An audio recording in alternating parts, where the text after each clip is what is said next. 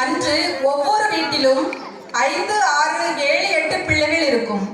யாருக்காவது மட்டும்தான் 2, 3 பிள்ளைகள் இருக்கும்.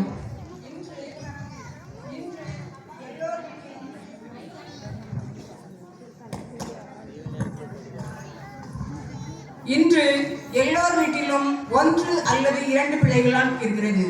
யார் வீட்டிலும் 5 பிள்ளைகள் கிடையாது.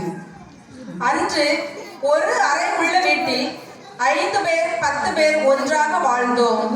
இன்று 5 அல்லது 10 அறைகள் உள்ள வீட்டில் ஒருவர் அல்லது இருவர் மட்டும்தான் வாழ்கின்றோம்.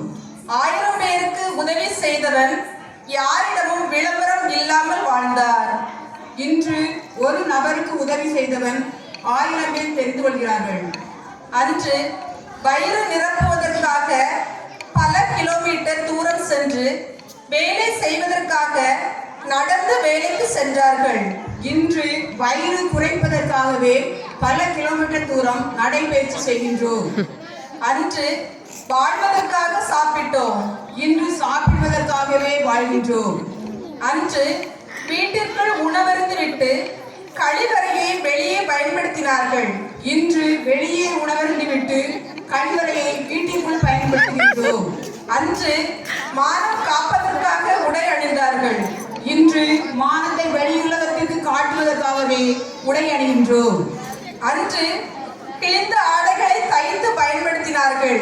இன்று தைத்த ஆடைகளை கிழித்து பயன்படுத்துகின்றோம். அன்று இருப்பதை வைத்து பண்டிகை காலத்தை கொண்டாடினார்கள். இன்று பண்டிகைக்கு ஏற்றது போல் கொண்டாடுகின்றோம். அன்று ஆசிரியர்களிடமிருந்து உதை வாங்காமல் இருக்க மாணவர்கள் ஆண்டவரை வேண்டினார்கள்.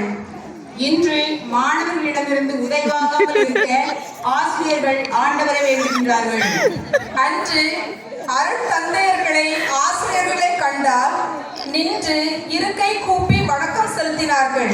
இன்று ஆசிரியர்களையும் அருட்தந்தையர்களும் கண்டால் காய் என்று சொல்லிவிட்டு செல்கின்றோம், அல்லது தலையை குனிந்து கொண்டே தெரியாதவாறு செல்கின்றோம். அன்று கடந்து வந்த பாதையை திரும்பி பார்ப்பதற்குள் வயதாகிவிடும்.